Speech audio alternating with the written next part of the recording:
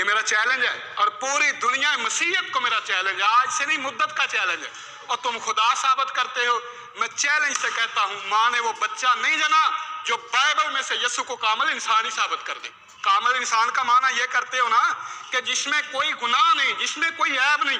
اچھا یہ مجھ پہ الزام لگا، فتوے مجھ پہ لگا، کہتے ہیں کہ عمران ثاقب جو ہے یسوع مسیح کی توہین کرتا ہے۔ سنو میں کہتا ہوں جو سیدنا مسیح کی توہین کرتا ہے وہ واجب القتل ہے۔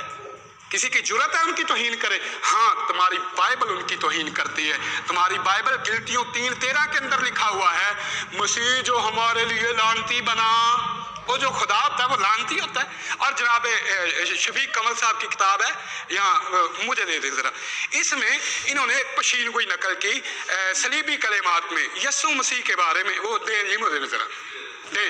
اچھا انہوں نے ایک پشین گوئی نکل کی عہد نامہ قدیم سے، پتہ کیا؟ مردود، مرد غمناک۔ لو جی خدا مردود ہے تو مرد غمناک ہے، نہ اس کی کوئی صورت ہے، نہ اس کی کوئی صورت ہے اور نہ اس کی جناب، اور یہ اس کا صفحہ نمبر ہے جی، یہ دیکھیں اس کے پیچھے لکھا ہوا ہے صفحہ نمبر، نکال کے نا ادھر دیکھیں ذرا والا دے۔ اچھا یہ انہوں نے نقل کی مردود، مرد غمناک، لوگوں سے روپوش، یہ سارا یہ اس کی صفتیں، اور گلٹیوں 3:13 کے مطابق لعنتی۔ اب بائبل کہتی ہے کہ یسوع نے شریعت کے احکام کی خلاف ورزی بائبل سے ثابت ہے۔